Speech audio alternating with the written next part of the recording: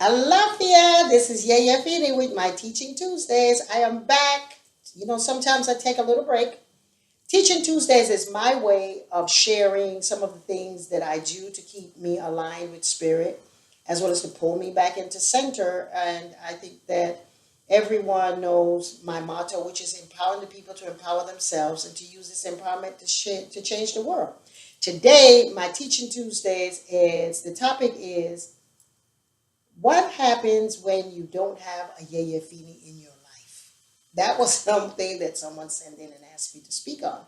Well, I guess you meant if you don't have a priest, you don't have someone that is a counselor or a teacher or someone to just keep you positive and centered. What do? The first thing you do not panic.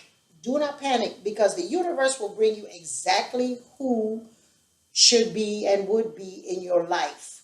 You are perfect where you are. There's no chance, mistake, the universe, God, the source, just like the sun comes out every day, in spite of what we've done the day before, we have an opportunity to start over. So if you don't have a Yeyefini in your life, then the first thing you do, of course, is you pray. You go into center, you call on the spirit of God that resides in you and the source that you have inside of you, all of the orishas, all of the energies you have inside of you. And so you pray and you center yourself.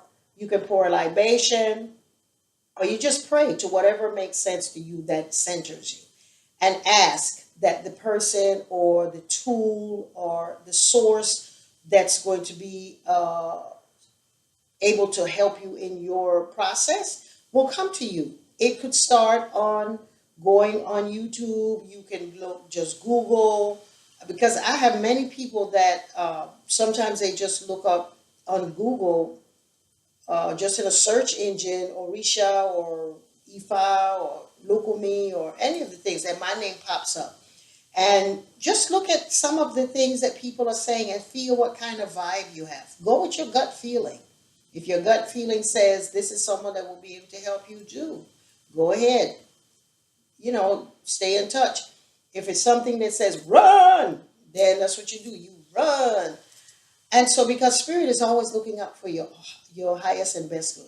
So the first step of doing it is trusting your spirit, seeking on Google or in any search engine that you can, and give yourself a chance, an opportunity to trust your spirit and connect to that person. Then you can send an email and then you can ask. The next step that you would want to is, of course, see how you and that person develop a long-term relationship.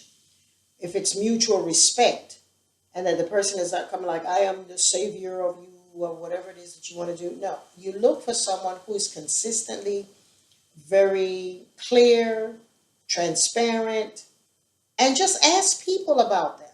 Ask. What I say is just do your spiritual search, your spiritual Googling of somebody. And that way you'll be able to do.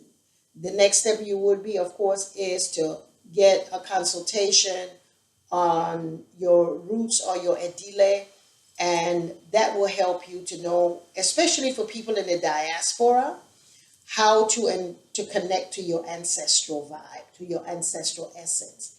And the next step would be, of course, setting up your ancestral shrine or a place, a sacred space that you can communicate with your ancestors.